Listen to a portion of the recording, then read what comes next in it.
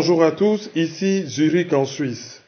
Bienvenue à l'analyse, une émission de maïso.com. Oh, Totombe. Bonjour chers auditeurs et merci beaucoup de votre fidélité à maïso.com. Voici l'analyse. Les titres. Le 7, le 8 et le 9 août 2017, 3 jours de tension en RD Congo. Après Nemwandansemi de Bundu Diamayala, avec sa journée dite de frappe contre le régime de Joseph Kabila, c'est au tour du RASOP d'entamer 2 journées villes mortes pour exiger la publication du calendrier électoral. Analyse et bilan dans cette édition. Et c'est notre page de divers qui va boucler cette analyse. Bonjour Kerwin. Guten Tag ou Guten Abend, comme j'essaie de dire en allemand. C'est tout simplement pour dire que je suis à Zurich en Suisse. Après une année de dur labeur, j'ai pris quelques jours de congé. Alors il y a beaucoup de gens qui m'ont posé la question, mais pourquoi il n'y a pas l'analyse ces derniers temps? Je sais que l'actualité congolaise continue de filer et que on devait être présent pour analyser, pour décrypter ce qui se passe. Je sais que ça a dû causer des désagréments à certains d'entre nous. Je vous demande au nom de maïso.com de ne pas nous en tenir rigueur. Nous sommes en train de bénéficier des vacances bien méritées dans cette jolie ville de la Suisse alémanique, Zurich. Merci aux Zurichois pour votre accueil. Alors, tozonga na makambo ya politique et puis... Alors, avant kozonga na makambo ya politique, na éviter ce qu'on permettre ngai na livrer moi 2 communiqués avant sikoyo au placer première question. Communiqué à liboso ezali pe message ya condoléance wana azali loko la grande sœur nabiso azali d'ailleurs grande sœur nabiso ezali ya Lili Mavinga azali une personnalité bien connue awa na diaspora congolaise surtout en France na ville ya Amiens. Alors madame Mavinga a perdre papa naye Papa Mavinga. Papa Mavinga azalaka directeur financier ya Église du Christ au Congo. Alors, tango mama atikaki biso eleka kala mingi te, papa atikali et puis na ndenge ya chagrin alandi mwasi na ye. Na ba protestant nyonso à travers le monde oyo bayebaki papa Mavinga, na batu nyonso bayebi ba Mavinga baza ebele, c'est une grande famille bien connue et respectable. Na communauté congolaise nyonso oyo bazali na Amiens bayebi rôle ya madame Lili Mavinga na communauté wana azali vraiment na baete awa azalaka très entreprenante na ba activité ekoki ko sangisa communauté azali très gentil, elle a toujours été gay. Alors to représenter les nos condoléances le plus attristé. Et condoléances wana ezo susciter na biso pe sentiment moko vraiment mitigé na enchaîner na message ami balé dans ce sens que cadeau et anniversaire papa pesi accueilli presque mokolo anniversaire na ye. Donc tokoloba yo te heureux anniversaire, mais tokoloba plutôt courage zala digne ya papa oyo ozo porter kombo ya lokumu et vivre le plus longtemps possible yé à vivre na âge ya mulayi yo vivre koleka ye.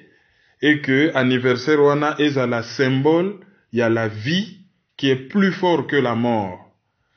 Alors makambo ya ba anniversaire etombaka à peu près période mona baliwa ya batu.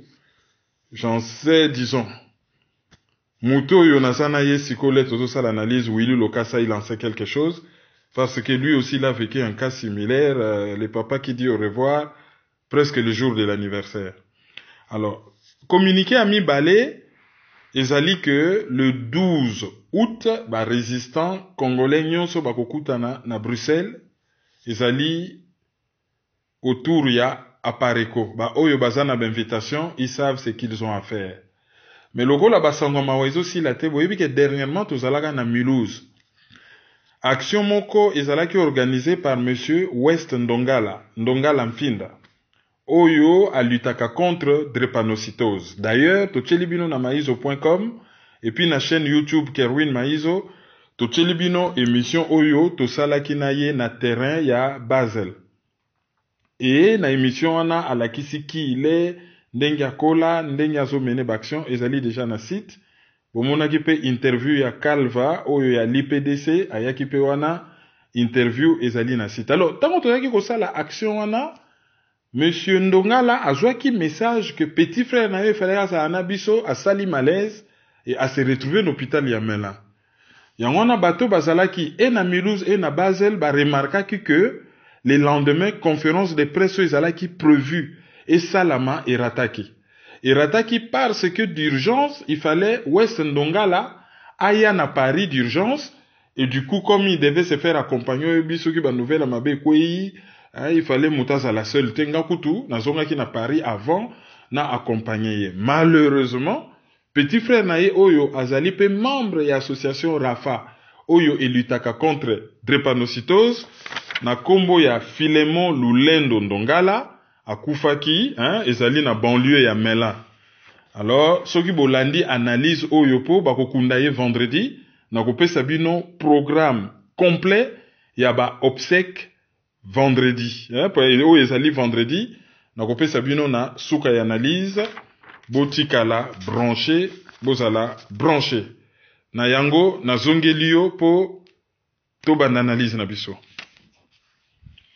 na sujet na biso ya liboso ezali ba journée oyo ya tension eza na RD Congo oyo pe eye kosuka na basangwa mawa bato bakufi tia biso na contexte et puis o analyser o sala pe bilan ya ba manifestation ana nyonso. Député ya parlement Godio ya Congo na kombo ya Zakari Badiengila oyo grade na ye na secte ou na secte politico-religieux mouvement politico-religieux Bundu dia Congo kombo nango ya kala ezali ne mwana nsemi oyo ekoma Bundu dia Mayala azalaki incarcéré na prison ou na centre pénitentiaire ya Makala. Azalaki incarcéré kuna après ba événement oyo elekaki entre ye na moko ya lingomba na ye na kombo ya Papi Mantezolo. Tango conflit wana esalamaki na ba Congo, esalaki que police a intervenu de la manière la plus violente qui soit et bayaki ko entourer ndako na ye. Période oyo Etienne Tshisekedi akufaka. Et tango ba entourer ndako na ye après plusieurs jours, presque 2 semaines, il y a assaut, plus ou moins 2 semaines, il y a encerclement et puis il y a assaut, bayaka kokanga ye ba memie na prison ya Makala. Et kuna na prison ya Makala ezali na événement moko esalamaka ezali que batu moko oyo bazali ba inconnu mais selon gouvernement lobi ezali batu ya Bundu dia Congo et après se contredire à lobi za bataka muina nsapu mais toujours est-il que prison ya Makala ezalaki pris d'assaut ezalaki attaqué et ba libéré plus ou moins 5000 prisonniers. Et parmi les prisonniers, on a ne mwanansemi pe à se retrouver na kati. Ne mwanansemi na kati ya Bundu dia Mayala ezali grade. Tout comme Kamouina sa prisa kombote. Kamouina sa prisali grade. Ndenge balobaka, chez Basakata, Monchembula, Monsengo ezali ba grade. Donc, ne mwanansemi ezali grade. Alors, babimi siye, abimi na boloko, ba considéraka mo loko la évasion. Et depuis abima na boloko, toyoka te ke o police azo lukaye o nini o ba recherche zo salama o ba sali ba bouclage toyoke logo moko te. Toyoko mona video ya liboso et bimi oyo azali ko expliquer ce qu'il pense de Joseph Kabila. Et video ya mibale ayo ko annoncer que soki ba Rwandais balongwe na Congo te avant le 7 août ako frapper bango. Les 3000 Rwandais oyo bazo coloniser Congo na Joseph Kabila oyo ye abengaki Hippolyte Kanambe alobi ako frappe ye amilungwela na mboka na biso e akoyokela bango mawate. C'est na cadre wana que campagne moko ekomaki kosalama na diaspora et puis na Congo pona batu ba soutenir ye ou pas parce que campagne pe contraire ya kofinga et se développaki surtout na batu ya Rasop oyo bazokanisa que monopole ya occuper espace politique ya occuper pardon espace ya mobilisation eza kaka ya bango pe babandaki kofinga et événement et kosalama lobby principalement na ex-province ya Congo central, notamment na ville ya Kinshasa et puis na province ya Congo central, autre ko benga Kalaba Congo, na ville ya Matadi pe ya Mwanda. Bilan ezali ya 13 morts, dont 2 hauts gradés à police, je crois colonel na capitaine. Po ba radio misusu neti RFI pesaki bilan ya 12 morts. Et ba journaux misusu neti politico.cd ou actualité.cd. Et pesaki bilan tantôt 12 morts, tantôt 13 morts.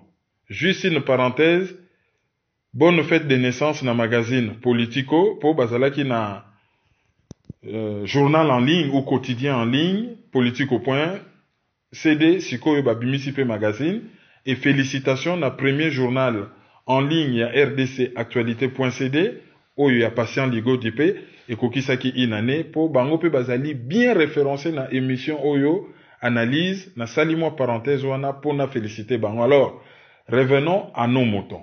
Donc, l'événement est salamaki et il y a eu une certaine violence.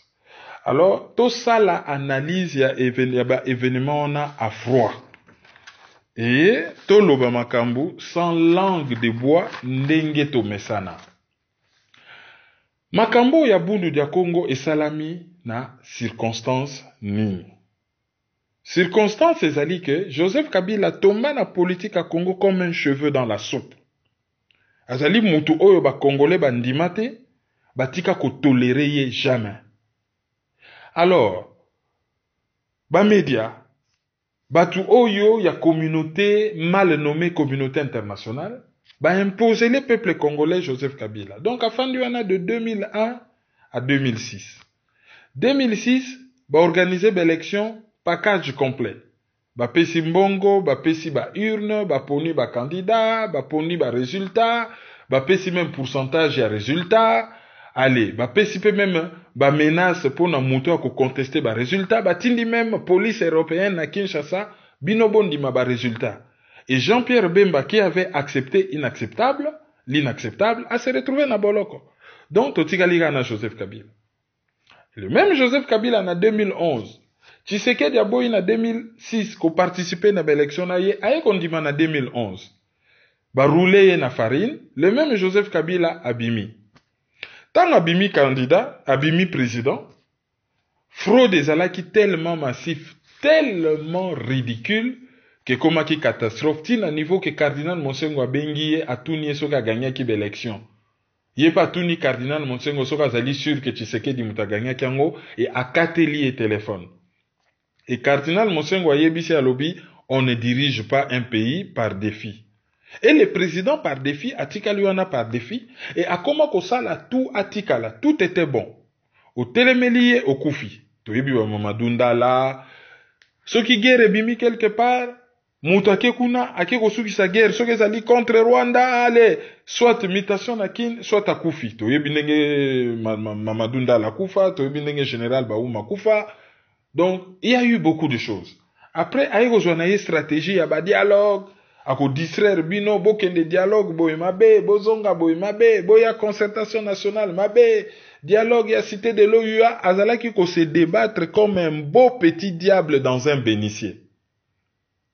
Jusqu'à ce que, par on ne sait quel tour de passe-passe, oyo kaka vraiment gymnaka moko compliqué, Etienne Tshisekedi a tendre ye perche et avec création et rassemblement oyo ye moko Joseph Kabila ye bindenge botama parce que camarade na ye Dominique Yann na mutu na ye Katumbi batu ba organiser kango aye kozwa na ye glissement comme prime ya mutu oyo a boyi volontairement qu'organiser l'élection aussi longtemps que constitution ils ont obligé ye à organiser l'élection parce qu'il est le garant du bon fonctionnement des institutions, et élection ezali institution, CENI ezali institution, et élection ezali constitutionnelle, donc à violer même constitution ezopesaye pouvoir. Wana kutu, toke na hypothèse même qu'il y a koki kozala légal ou légitime. Osoto lobi kututo kende na véritable hypothèse. Oyo, pour des raisons de commodité de langage, toko benga hypothèse extrême, il n'avait pas être là. Ayaki Nababoti, armée rwandaise, il n'avait même pas être au Congo. C'était quelqu'un qui méritait d'être combattu et chassé du pays. Même pas chassé du pays, arrêté et mis en prison. Cela n'a pas été fait. Donc, à Tingami. L'ère à Tingami, et que ça là que Mutazali Mutu Etienne Tshisekedi a koufi. Donc, poids lourd, oyo, soka lingaki, akokaki ko constituer souka na contrepoids na pouvoir et opposition eza na Congo akufi. Donc vide s'est créé. Il fallait sikoyo échiquier politique et se redessiner. Il fallait sikoyo qu'il y ait quelqu'un oyo akoki ko occuper espace wana. Or, Félix Tshilombo n'a pas fait ses preuves, azo occuper te espace wana. Katumbi yé pona a occuper espace wana akene ko futa ba lobby et bazo fabriquer na ba média awa na libanda. C'est par la victimisation. Il y a sa victime à Kabila, yeboye. Même le fait qu'Azali, président, propriétaire Yama Zembe, ils ont permettre à occuper espace wana. Bon, Kamere, menté, souka, batbako, timbela, qui tu es, qui vous êtes, pardon. Donc, timbela na bango que Kamere, azala qui opposante, abimi na poissa. D'ailleurs, Mouyambo a dénoncé, vous se rappelez la réalité, Mokolo Mouyambo akotaka na prison na lobaka na batuke, batu na Kamere mutazaki na ye toute la nuit. Aouti na Lubumbashi, ayeko ça la confiance et pas à Kamere à se retrouver na Boloko. Plusieurs années après, ayeko loba, oyo to lobaka déjà n'analyse les alliés en ligne. Bien que ye moko pe Mouyambo asa opposante. Asalaka mutu ya système, baboya kitasoki na kan nangaso na mbujima en avion, à se proclamer un avion opposant. L'opposition, ça ne se décrète pas. Pour nous, à l'opposant, il y a fait, il y a un comportement, il y a un contexte. Opposition, ils n'ont juste pas un mot, un slogan, bon, on a comme opposant, ou ce qu'on a un problème na yo personnel et privé, ou ba guerre na bango interne, ba comme ça mouyambo opposant, ce qui n'a jamais été. Hein, toujours compatir quand ça na prison, mais ça opposanté. Voilà. Donc, toujours ngela sikoyo, li kam toujours loba. Donc, et que ça la que Kamere n'a pas de poids. Alors, nani sikoyo akoki sur le plan politique ko occupé espace wana. Muta malonga azalité. Alors, vide tikali, soit na niveau église catholique, mutuloko la cardinal Monsengo a ju penda place wana, malgré que ça na société civile, a commis na ye vraiment opposant au régime officiel. En tant que membre de la société, wana na joué un sens minimaliste, c'est quelqu'un qui s'oppose vraiment à Batouana ou à Télémeli Bango, ou Moutou Moussousou a 8 places wana. Et par opportunisme et par calcul politique, ne Mwanansemi a se positionner le rôle à Moutou Oyo, il faudrait occuper espace Oyo et Etienne Tshisekedi Atiki. Donc ça c'est un premier sens, je peux me tromper, mais c'est un premier sens dans ce pays ça na action na ye. Mais action na ye ça n'a pas faiblesse. Faiblesse na ngwa li bosso ezali nini avant to kota na action. Faiblesse na ngwa ezali personnalité ya ne Mwanansemi. Mutu oyo ba yebi que sur le plan politique azali versatile. Donc très changeant. Changeaka na ye, tantôt azali contre Kabila, tantôt il y a comme vice-président à Kabila.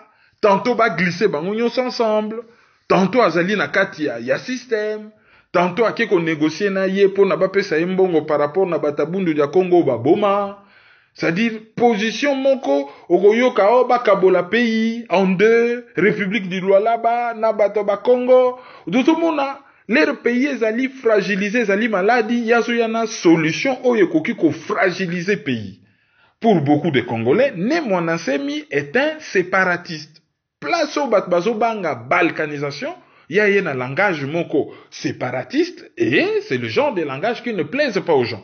D'autant plus que, qui ne plaît pas, pardon, aux gens. D'autant plus que, une fois à l'obaka ke, yeba pouvoir onzamba pesa ya koki ko autoriser te, ba agresser touti, ou ba boma touti, pou ba touti baza bande konabiso. On trouvait quand même bizarre, oui, c'est vrai ce qu'il dit, mais on trouvait quand même bizarre que ceux qui ba touti bazo boma ba congolais, position na ye zalaki tiède, hein, ezalaki pas très clair. Donc, déjà, personnalité ya nde mwana nsemi ezali personnalité moko ezomema controverse. D'où soka lancé message na ye. Même si en dernière minute, azo lansango à l'endroit de tous les Congolais, alobi ba Congo, Bangala, ba Swahili, ba Luba. Mais beaucoup de gens ba yebi que derrière ces discours, il y a ba ralan moko ya mutu moko oyo asia se positionna publiquement comme étant séparatiste. Wana première faiblesse na ye. Deuxième faiblesse na ye zali que asa pesa ba date banda kala ba date belé asala na ye rien. Ça on le sait. Ah les 15 bogomona boye asala na ye rien. Toyebi ke babiloko wana caractère mystique ésotérique na ndenge na biso ba africain bokoko ça existe. Mais ce qui peut bokoko ango pe komi un peu extraordinaire, moko et suscitaka beaucoup plus sourire qu'autre chose. Donc de ce côté-là, na pays moko oyo, batu bazali, na culture moko, bako moko mais plus chrétien que même bango moko place religion outa, bon, batu bakoma un peu trop sensible na makambo nyonso oyo etali bokoko. Donc de ce côté-là, c'est aussi à son désavantage. Et batu misusu pe bakoki kolobake, c'est le genre de personnes bako bengaye opposant, il y a 25e heure. Ce n'est pas un opposant de conviction, mais c'est plutôt un opportuniste de la 25e heure, oyo a été changé en dernière minute. Et là, comme ça, c'est désavantagé, le fait que, bato, bazali, ba observateur averti, bazomon apenda que ne mwanansemi, aza ko s'opposer na Kabila te, parce qu'il yini Kabila, maza ko s'opposer na Kabila po ba solo lagi na Kabila, ba yokanaki et Kabila, en bon boulanger, a roulé na farine, a tie papi mantezolo na place na ye.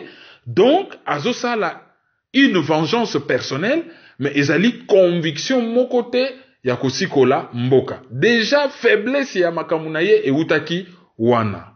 Alors, eloko ami bale, oyo ekokaki ko déranger action na ye.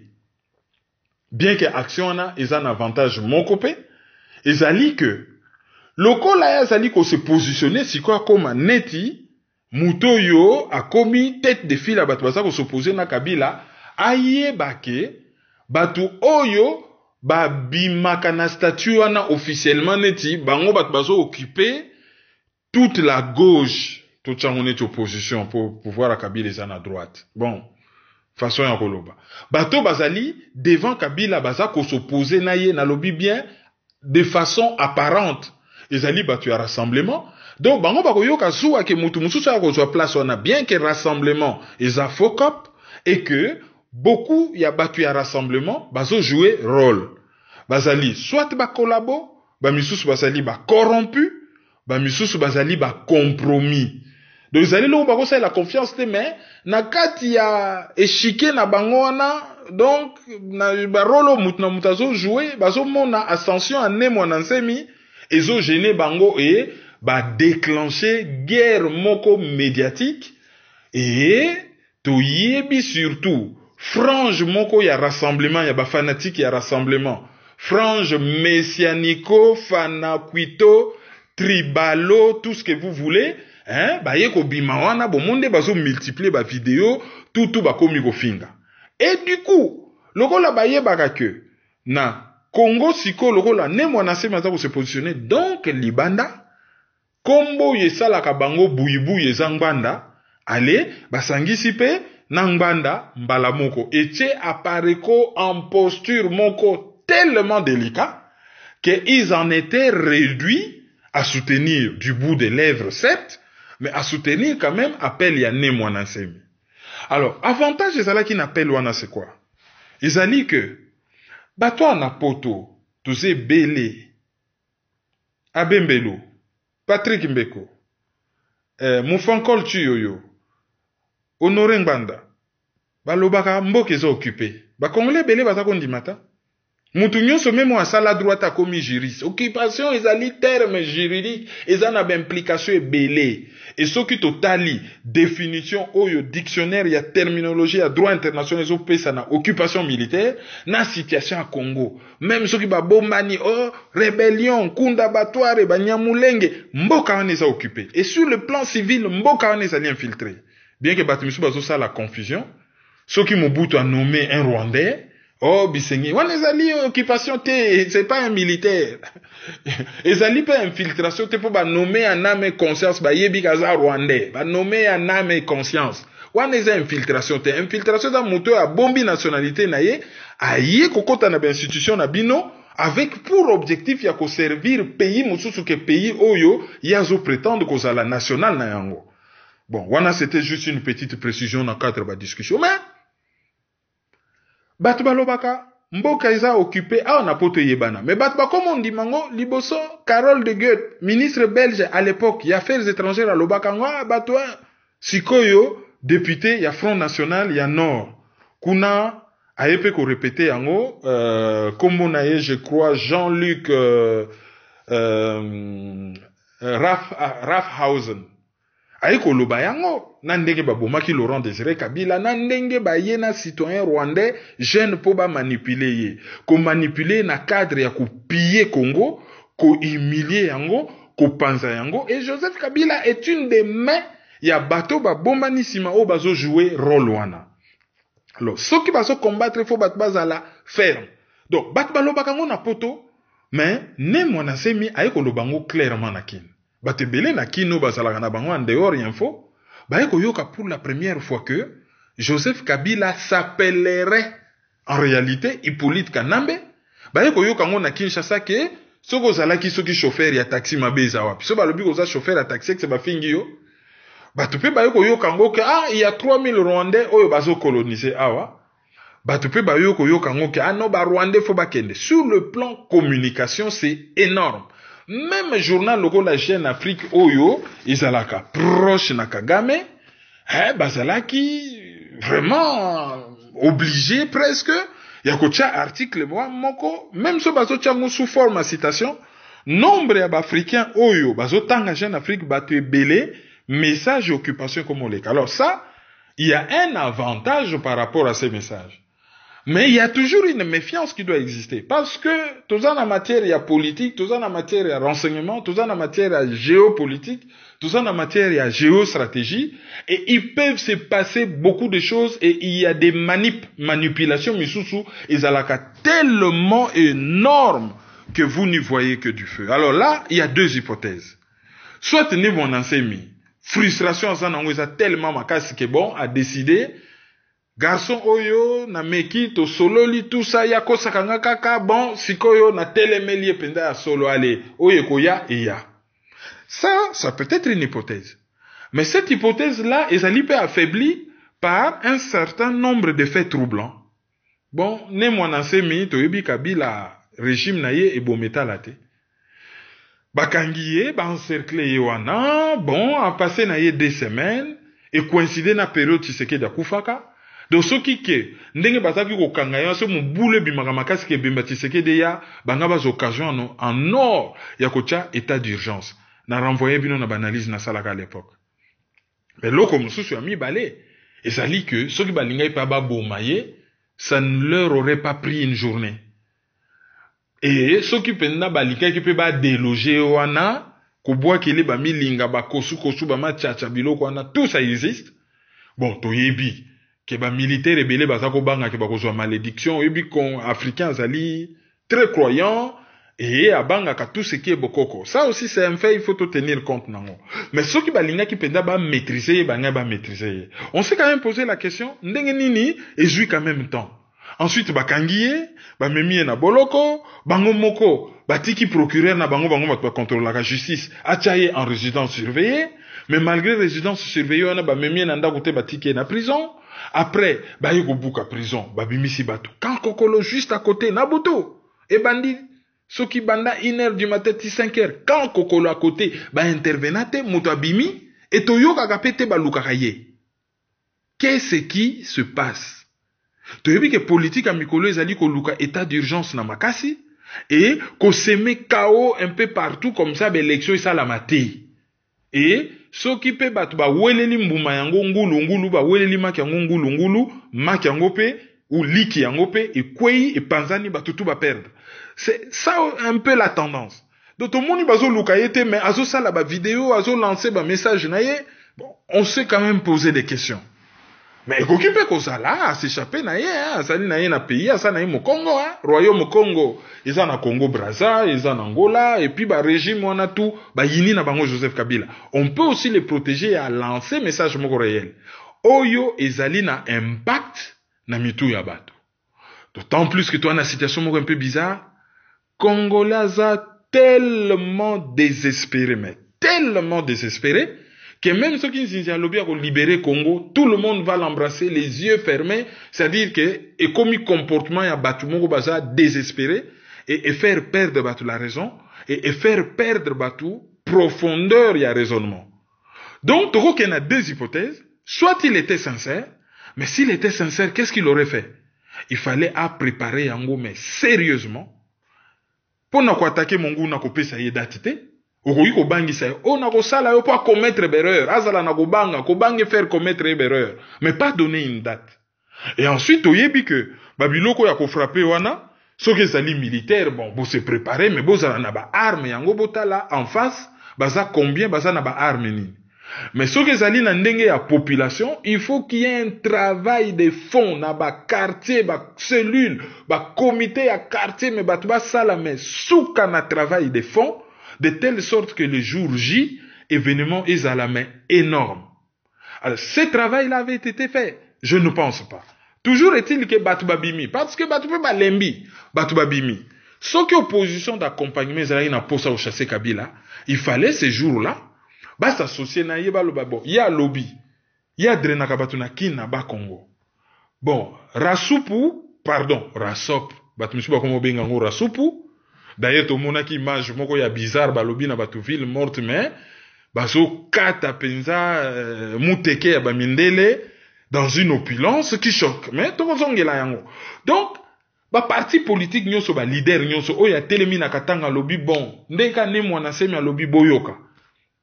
Oya telemi na Kasai, oya telemi na Équateur, chaque leader a sa base électorale na coin na ye, kokai ko sala quelque chose ya grandiose, parce que Likambo Oyo, ambassadeur des États-Unis en Loba, 500 000 personnes dans la rue pendant 3 jours, Kabila n'est plus là. Je vous signale que semaine passée, Dalen Diallo, opposant, il y a Alpha Condé, na Guinée, Abimisa qui presque 100 000 personnes à lui seul. Bon, il y a une coalition, parti à Mickey. Conakry, c'est 3 millions d'habitants, ils peuvent mettre 100 000 personnes dehors. Surtout plutôt ça, la calcul Moko, toutes choses restant égales par ailleurs. Ceux qui Conakry, ça qui n'a même population que Kinshasa, on aurait eu 350 000 personnes dans la rue. Sauf que chez Bisso, ils sont incapables, il y a 10 000 personnes. Sauf que Bimisa Bélé, il y a 5 000 personnes. Ça, c'est vraiment choquant. Donc, il fallait s'associer naïe, se saisir l'occasion, on a match, parce que, pardon, aux populations qui ont accordé bango, ils ont dépendre pénali Kambouana. Bon, ça n'a pas été fait. Toujours est-il que bat Babimaki. Mais tout le monde peut pas image bizarre, tu évites sur les manipulations, mais tu étudiant dans tous les sens, tout le monde est côté monsieur Sukutu, police a encadré Batou. Ça c'était quand même assez louche. Mais Batou Babibi, et il y a eu 2 hauts gradés, il y a armé Bakoufi et Makila ba Congolais et Tanguy. Makila ba Congolais et Tanguy, ça Makila ba martyr. Batou ba pesivi na bango pour une cause. Batou wana ba ki ofelete, attendez-les. La nation sera reconnaissante. Attendez-les, la nation sera reconnaissante. Alors, si on a ça, le véritable bilan, résultat ni ne peut pas, il y a qui a frappé Kabila. A frappé, il était, pour qu'on frappe, bato imaginer qu'il y a ko benganaye, n'enga loba ki na ba 3000 Rwandais wana fo ba ki mazo boma bango. Ou azo bengana Kabila. Cela n'a pas été fait. L'objectif n'a pas été atteint, bato babimi, il y a eu de morts, et gêner peut-être pouvoir, et couper sa bango peut-être occasion à instaurer état d'urgence, mais wana toko jugeango tout de suite total amikolezo ya ndengezo kende, mais makambo salami. Ensuite, 12 morts na Congo, so ke zalaki kaka Vénézuélien moko akufaki. Nde tonga toyoka ba communiquer ba média ba lamuki. Bon, chez biso ba kufika lokola banzinzi, kara ba média bazolo ba rien, bon, normal quoi, ba congolais bon. Ba kokufa c'est normal.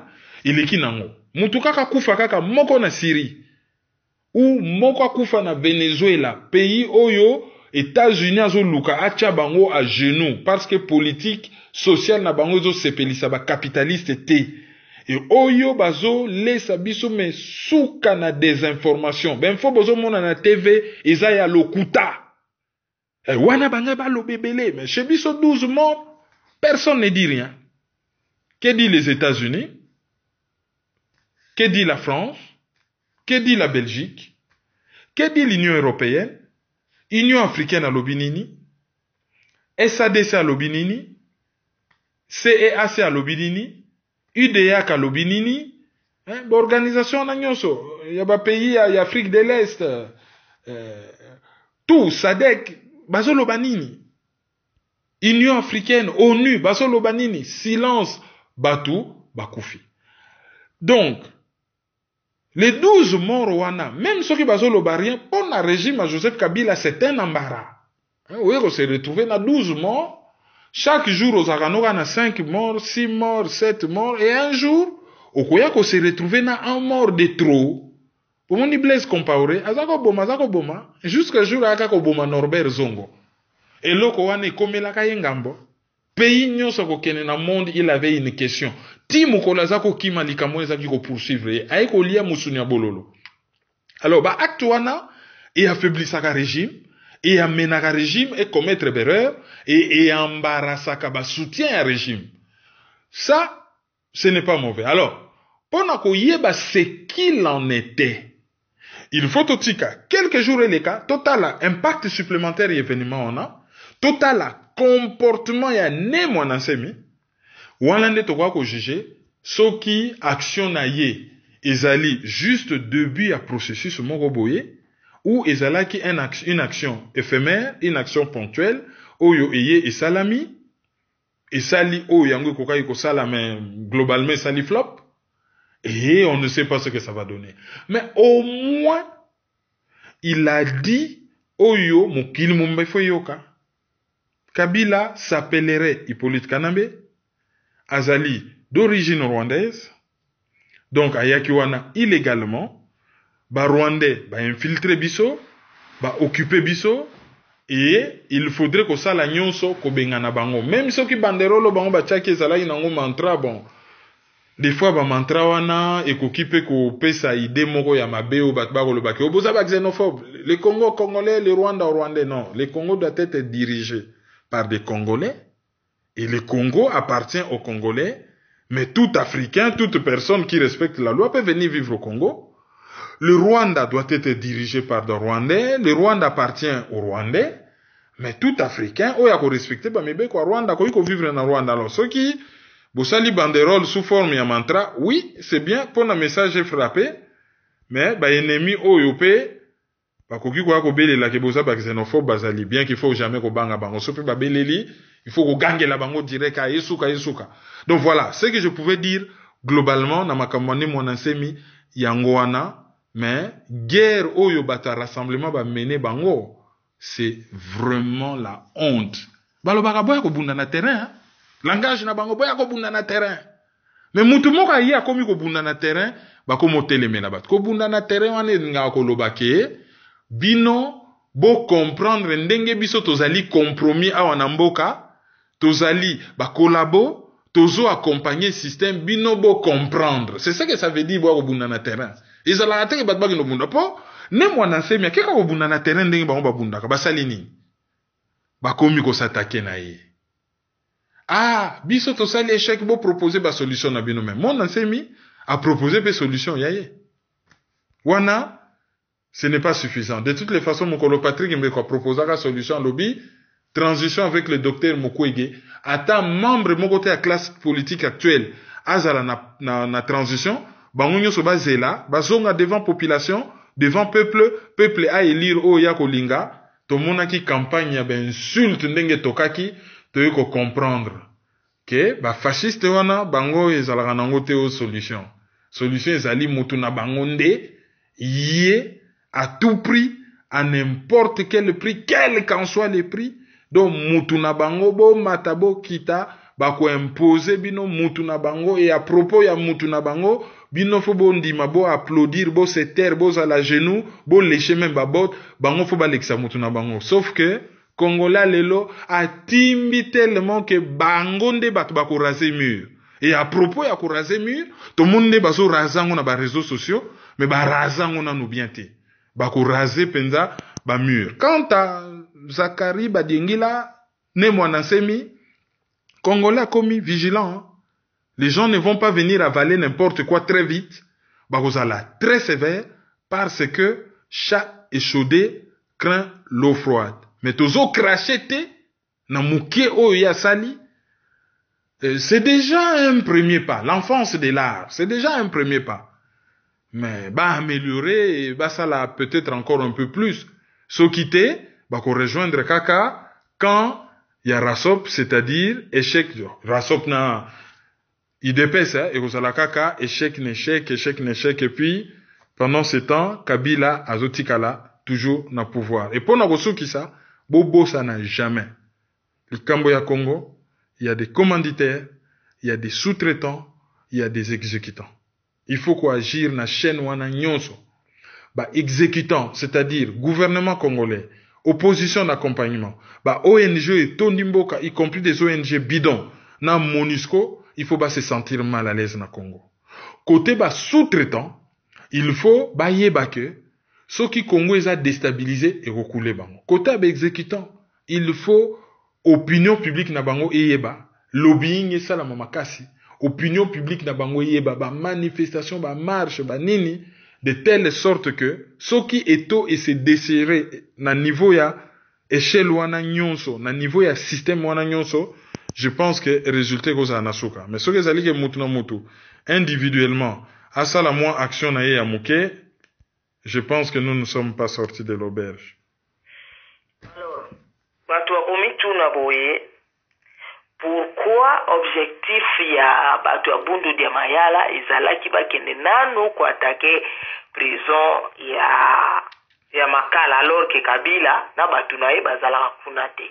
Et puis deuxième question kozala boye, pourquoi chaque fois que mutu moko abimaka entre guillemets que a chauffé régime en place, bamona kaka batu ya Rasop baye ku se greffer na action wana bango sikoyo ba pesi action moko contraire na oyo ndire po ekase elan ya action oyo mutu aliboso asali. Soki sikoyo batunyo mutuna wana yo en tant qu'analyste, réponse na yo koza la nini ou bien ébauche ya réponse. Déjà na ba action oyo natangaki oyo zo mettre mal à l'aise par rapport na likambo ne Mwanansemi manifestation ne Mwanansemi na Kinshasa. Na kenekiti na sokate, heureusement ko rappelenga, ezali déjà manifestation. Yé alinga frappé Kabila. Soki muta alinga frappé Kabila a ko viser d'abord radio télévision nationale. Prison wana Makala, soi-disant basi babuka kiango. Batu ya Bundu dia Congo basi babima. Pourquoi ko tenter ko attaquer prison? Déjà mbala liboso to yibaki te nana attaquer prison. Ezalaki bango, ezalaki bata yaka mwinansa pou, ezalaki yemoko pouvoir mutasalaki pona ko libérer bakuluna après à justifier insécurité, on ne sait pas. Donc Mouboule salam na ba quartier populaire, ça on peut comprendre. Et banana ba selemba okuna côté ba Congo, ba bumbu ba Congo ba zebele, ça on peut comprendre. Mais nulle part toyokaki que ba tenter ko attaquer République de la Gombe, rien. Toyokaki teke ba tenter ne fisque kozwa radio télévision nationale ou ba keyukuna na mbinza kozwa centre meter ou ko tenter kozwa soki radio ni na centre ville, rien. Donc cible na bango ezalaki quand même cible moko un peu bizarre et ça met mal à l'aise. Ensuite, chaque fois que Moutalukaka a télémé la batte, boyebi vidéo zo ça la succès l'internet, nazo tala kutu débat, débat bazo discuter. Oh Félix alobaka ke mutu nyonso oyo Félix Tshilombo. Mutu nyonso oyo akuya koluka ko bengana Kabila na ndenge ya violence akukuta bango na nzela na ye. E banda lelo te. Batu ya Mukungubila ba mener action, ba massacrer bango. À l'époque, on sentait toujours moi ma position moko un peu tiède, il y a batu ya membre à classe politique. On a Rasop et Botama qui n'en outé, mais batu nyonso basala qui une opposition. Donc on a position na bango, basala ko s'engager réellement te. Et yemo Kungubila ba landela yeti en Afrique du Sud ba procès bazo landela mais ne Mwanansemi tozo yo kangote. Ensuite, ne Mwanansemi l'air a tché date na ye, bango ba koye ko tcha avant. bakoki kotia après bango bato baza na bango na logique élection na kati occupation bango baza na logique élection non bakole date na bango penda ne monanse matie le 7 bato babima bango batie le 8 na le 9 bato bafanda et communiquant na bango se répandre en ligne en train d'insulter. Alors réponse ezali simple. Pour qui bosse les rassemblements? Rassemblement ezali opposition d'accompagnement made in Kingakati. Mukolo yo bakokangaka Dominique yakneke yo mopaya ndenge ni yo na mboka ozokendo financer opposition contre mutazo diriger mboka wana. Ozongi pe na mboka wana ozaka na bien na master na yo mutango wana. Mais eso on dirait par exemple soto bitos à la vulgaire mutu moko apprendre que petit moko boya quartier ayaka kozwa mwasi na ye azaka mukala ya mwasi na ye akenda kotika ye pa ya mibali ale mutu wana zane kaka bon terme na petit wana baso yo kana bien. C'est ça la question qu'on se pose. Rassemblement ezali fokop et baso jouer rôle na bango oyo ya ki fokop. Dans tout ça c'est koyo ndenge bato balobaka ke lokola makambo liboso ekokite makambo mosusu yeko bakisama wana toleki na page na biso ba divers ba réélire Paul Kagame na Rwanda. Pourquoi ezali na intérêt à ba Congolais élection wana ya Rwanda? Alors, avant que tu élection en Rwanda, na osala ka précision moke pour les bato bazolanda analyse oyo ezali ville morte à liboso eleki selon Radio France Internationale na Kinshasa ezalaki succès. Bah côté Misusu c'était pas ça. Alors bah bizarre c'est différencié selon ba radio. Mais sauf que lobby que de façon objective totale là ezalaki succès. C'est-à-dire que bah tebele lelo son abi succès par rapport à ba oyakala non c'est un peu moins. Bah taxi bah nani tambola ke même ba administration belé zaka okanga. Mais globalement ezalaki succès. Bah tu ba fanda na bana bandako. Mais question ezali to sala combien de villes mortes pendant l'époque Etienne Tshisekedi. Et ça n'a une solution moko inefficace. Et ça solution inefficace. Mutaza na pota au lieu que soigner pota au sokoli yango et komi propre au tchekisi rien. Ozo bois kande to akabana mike mutazuki mona cheselo na pota. Solution on est même ranango solution te ba sala yango soki une centaine de fois. To sala 54 dialogues sans solution. Ba ville morte plus de 60. Eza nango solution mabe bazo zongela ngo bayebi ke général nango kabila te mais on a rimo bayebi si bango tout au vérité batutu bayebi alobi so bazo kanisa ke bako changer régime na ba ville morte bazali ko mitia musapina lisu mais ça na ko faire comprendre bango ke na kan wana eloko bango babangaka ezali nango batu babima na balabala ba libérer ba boulevard ba libérer ba balabala lelo batu wana bazana ba kara minene bazo sala ba rodeo na bango na ba boulevard de 30 juin.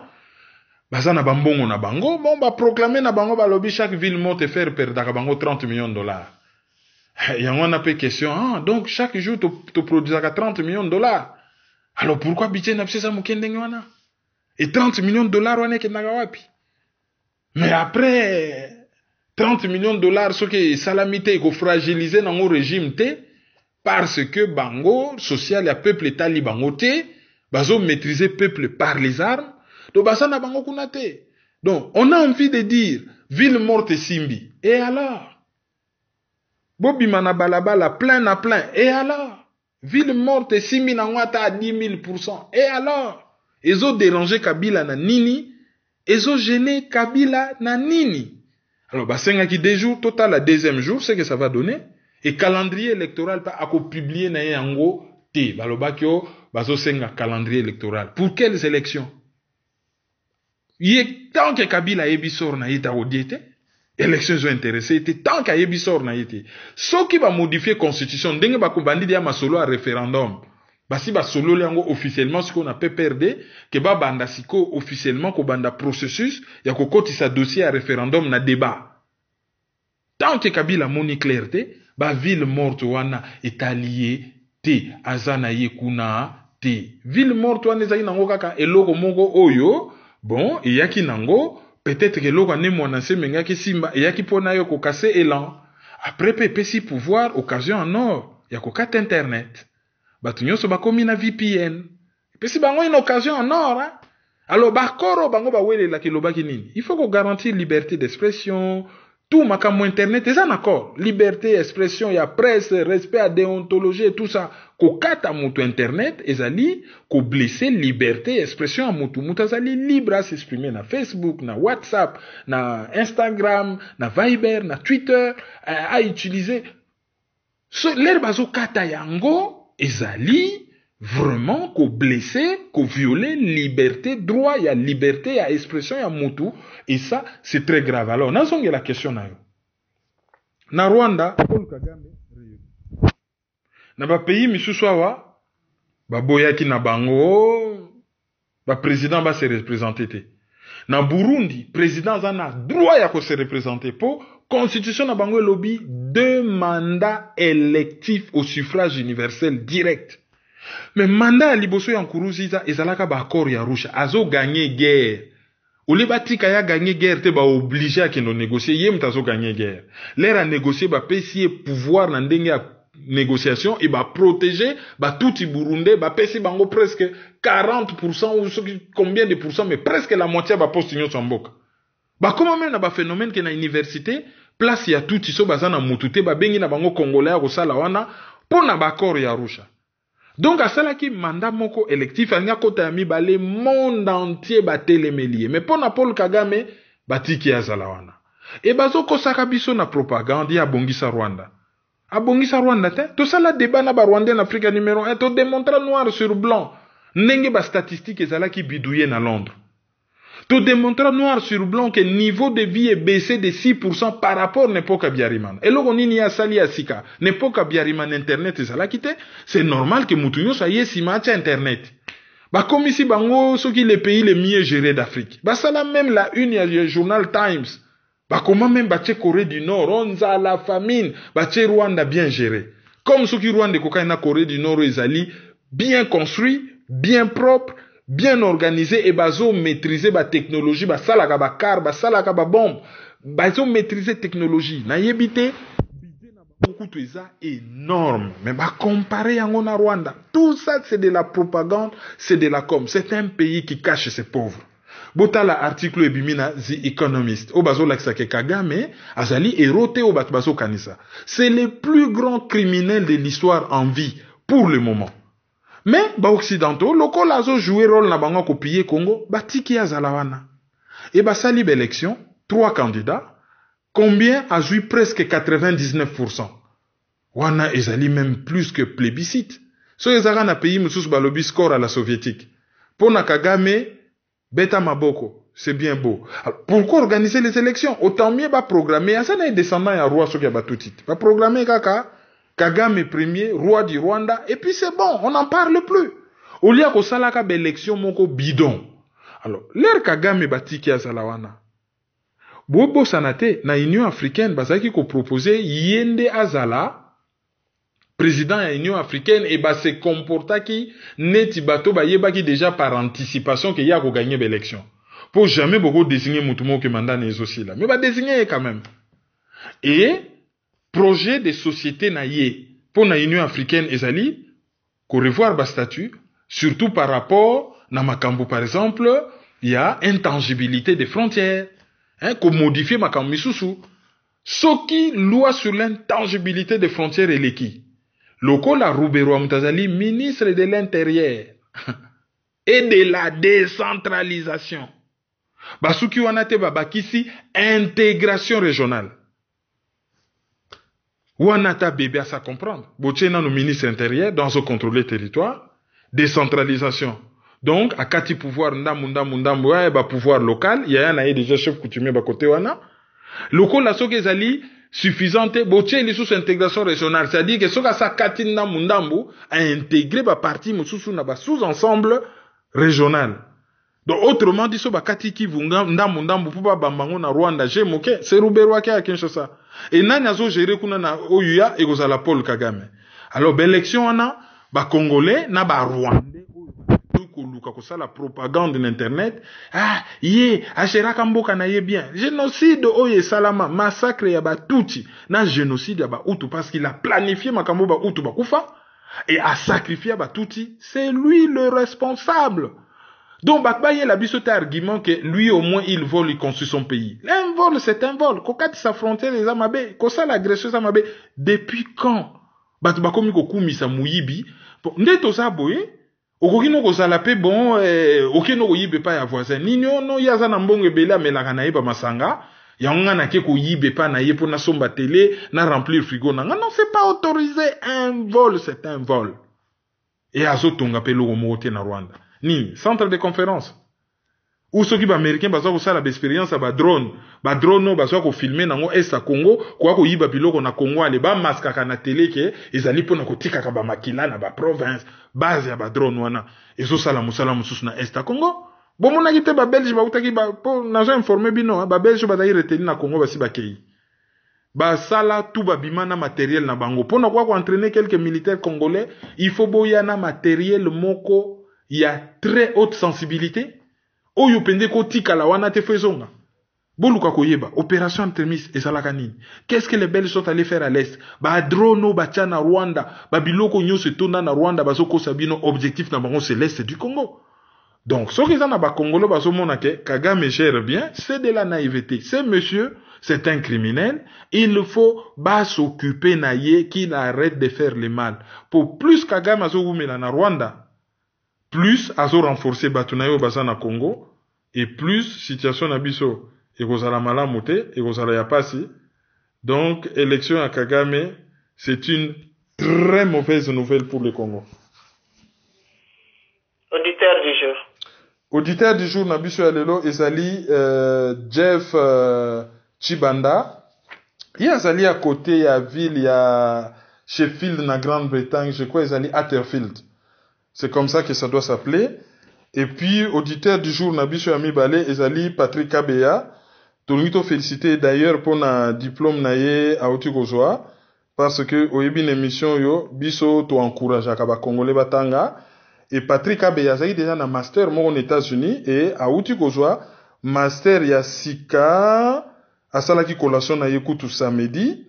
Alors, à Zui, deuxième master en sciences des renseignements secrets, sur le blanchiment de l'argent, voilà. Mais ils allaient passer en ce moment quand même assez pointu. Donc, Yazan à Texas, donc Patrick Kabeya, félicitations pour tout aux alliés auditeurs du jour Nabiso Yami Balé.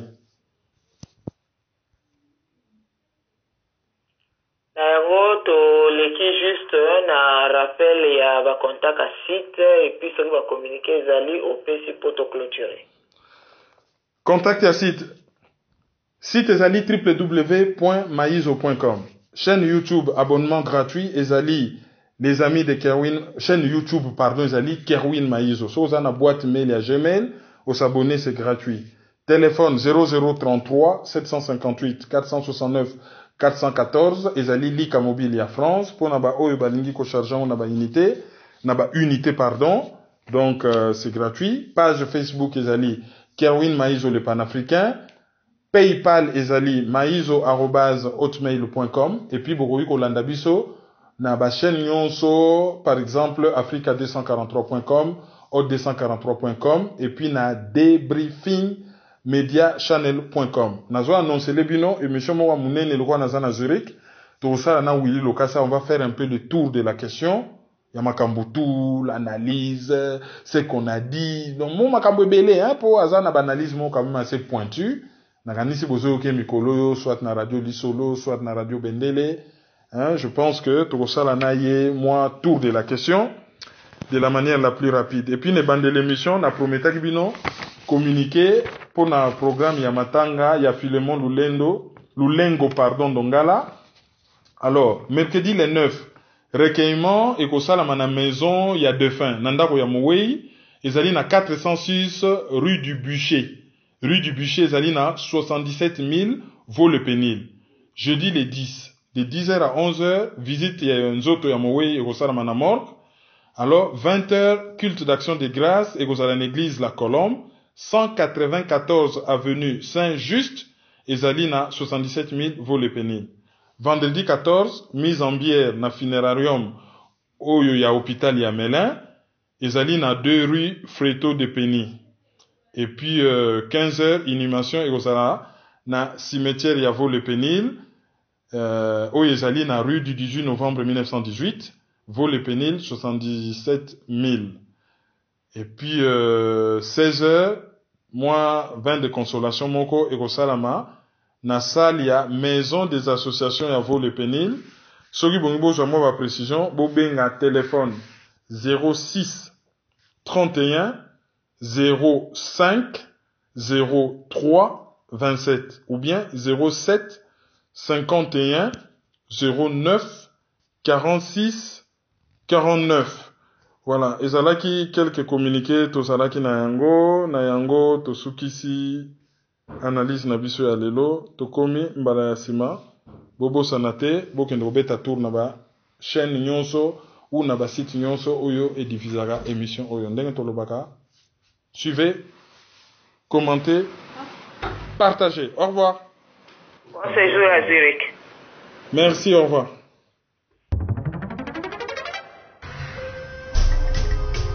Yo, petit à petit, Kerwin implique Banakin. Tout à ici, tout à par là, tout à autant. Tous les mille qu'on fout là. Peuple congolais. Yo, qui n'a le toza ba colocataire? Où y'a zali colocataire? Qui n'a le toza ba colocataire? Où y'a zali colocataire? Qui n'a le loto koma colocataire? Où y'a zali colocataire? Qui n'a le toza ba colocataire? Où y'a zali colocataire? Donc c'est soutenir. Il faut donc lutter pour une nouvelle société. Mais pour la lutter, il faut que ça ait arme, il y a vérité, il y a justice. Totika lokuta, totika l'hypocrisie. Mboka ezoki na pasi, mboka ezoki na sans position, ba génération na biso ezokufa, ezoki na okufa sans position, sans solution. Mais nous vivons dans les pays en temps de confusion, d'obscurité, de désespoir. Mais nous savons qu'au plus profond de la nuit, l'aurore pointe déjà à l'horizon. Analyse sur la liste. Bienvenue dans la nuit.